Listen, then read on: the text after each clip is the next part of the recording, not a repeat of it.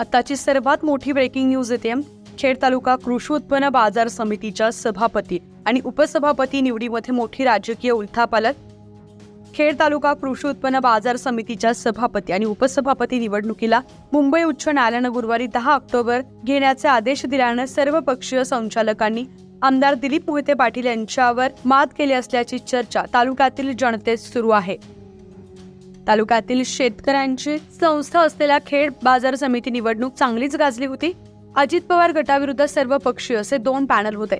निकालात अजित पवार गटाने 10 आणि विरोधकांना 6 जागा मिळाल्या होत्या। व्यापारी मतदारसंघाचे 2 संचालकांपैकी एक सत्ताधारी गटाकडे गेला तर एक विरोधकांकडे गेले होते। त्यामुळे 11 विरोधात 7 असं चित्र झालं होतं।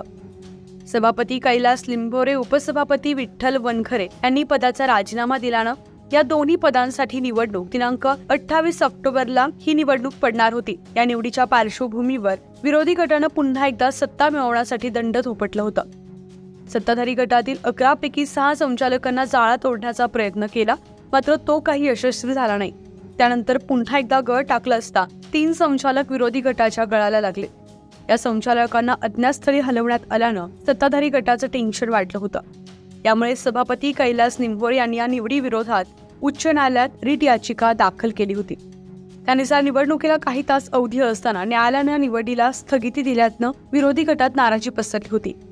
परंतु विरोधी गटानं उच्च न्यायालयात धाव घेऊन आपलं म्हणणं मांडलं। त्यावर न्यायालयानं ही निवडणूक गुरुवार दिनांक 10 ला घेण्याचे आदेश दिलेत। विधानसभा निवडणुकीच्या पार्श्वभूमीवर होऊ घातलेल्या निवडीमुळे आमदार दिलीप मोहिते पाटील यांची राजकीय अस्मिता पणाला लागली असल्याची चर्चा तालुक्यातील जनतेत सुरू आहे। ही निवडणूक व्यवस्थित पार पडणार की पुन्हा नवीन ट्विस्ट येणार हे पुढील 4 दिवसात समजणार आहे।